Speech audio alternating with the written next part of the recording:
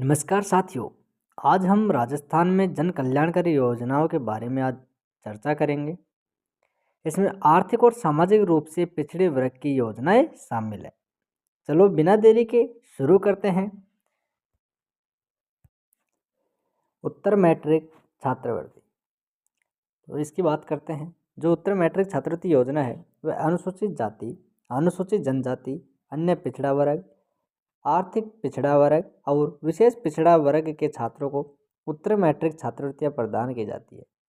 जिन अनुसूचित जाति, अनुसूचित जनजाति, विशेष पिछड़ा वर्ग के विद्यार्थियों के अभिभावकों की वार्षिक आय है जो 2 लाख तक होनी चाहिए, और जो मुख्यमंत्री सर्वजन उच्च शिक्षा के जो विद्यार्थी हैं उनके अभिभावकों की वार्षिक आय 5 लाख तक होनी चाहिए, यानी 5 लाख से कम होनी चाहिए।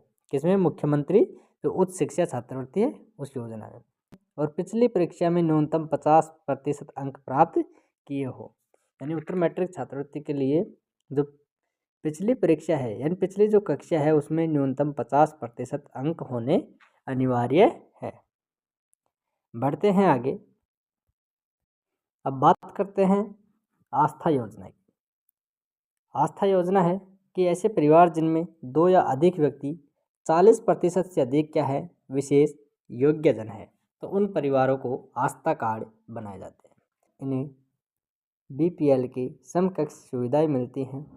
राज्य में कुल 21,008 आस्था कार्डधारी परिवार है। राजस्थान में कुल कितने आस्था कार्डधारी परिवार हैं? 21,008। ये बात आपको ध्यान रखनी है। बढ़ते हैं आगे। अब बात करते हैं इंदिरा गांधी राष्ट्रीय विधवा पेंशन योजना, यानी इंदिरा गांधी राष्ट्रीय विधवा पेंशन योजना 7 अक्टूबर 2009 को प्रारंभ की गई थी। इस योजना के अंतर्गत भारत सरकार के मापदंडों के अनुरूप सूचीबद्ध यानी बीपीएल परिवार की 40 वर्ष या अधिक की आयु जो विधवा महिला हैं वो इस पेंशन के पात्र हैं। जो इंदिरा गांधी राष्ट्रीय विधवा पेंशन योजना है, यानी उसमें जो बीपीएल परिवार की जो 40 वर्ष या अधिक की आयु की जो विधवा महिलाएं हैं वो इस पेंशन की पात्र है, यानी इस पेंशन के लाभ उठा सकते हैं। 40 वर्ष से या अधिक किंतु 75 वर्ष से कम आयु की पेंशनर्स को 1150 प्रति माह है, और 75 वर्ष या इससे अधिक की आयु की पेंशनर को 1500 रुपये प्रति माह पेंशन देय है। यानी 40 वर्ष से अधिक किंतु 75 वर्ष से कम उसको तो 1150 रुपये प्रति माह है, और 75 वर्ष से अधिक आयु की जो पेंशनर है उसको 1500 रुपये प्रति माह पेंशन देय है। अब बात करते हैं कि इंदिरा गांधी राष्ट्रीय निःशक्त पेंशन योजना। इंदिरा गांधी जो राष्ट्रीय निःशक्त पेंशन योजना है केंद्र सरकार द्वारा 24 नवंबर 2009 से प्रारंभ की गई थी। इस योजना के अंतर्गत भारत सरकार के जो मापदंड है उसमें बीपीएल परिवार के वे व्यक्ति जो बहु निःशक्तता से ग्रसित हैं और जिनकी आयु 18 वर्ष या इससे अधिक वो इस पेंशन के पात्र हैं। 18 वर्ष से अधिक आयु किंतु 75 वर्ष से कम है उसको तो 1150 रुपये प्रति माह है, और 75 वर्ष व अधिक आयु के जो पेंशनर है उसको 1250 रुपये प्रति माह मिलेंगे। अब साथियों बात करते हैं विधवा विवाह उपहार योजना क्या है।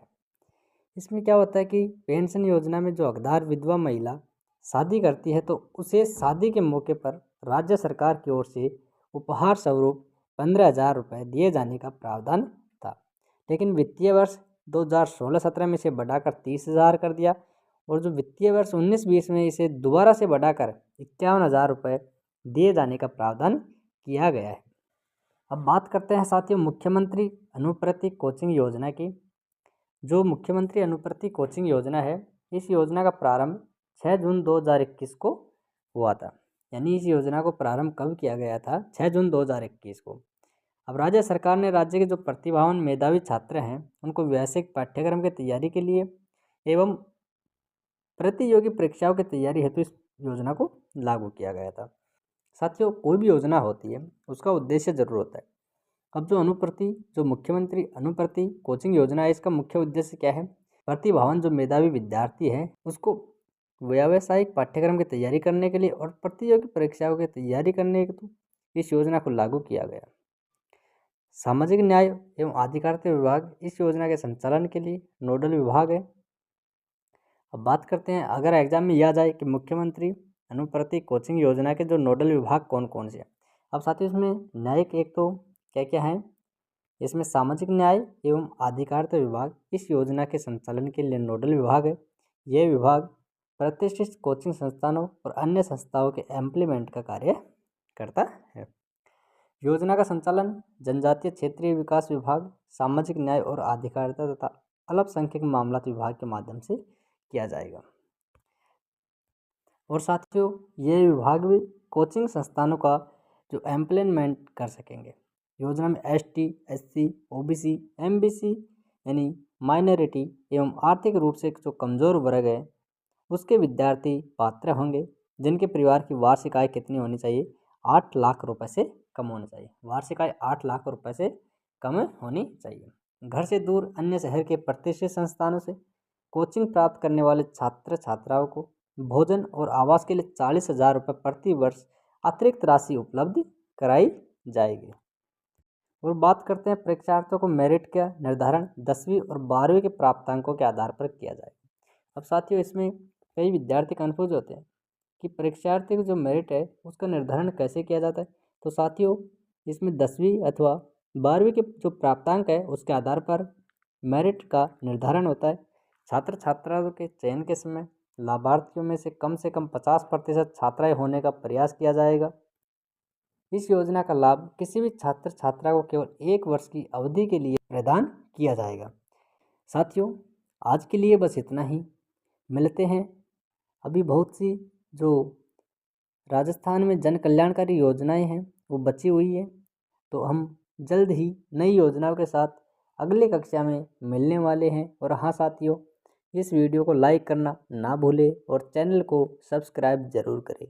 जय हिंद, जय भारत, धन्यवाद।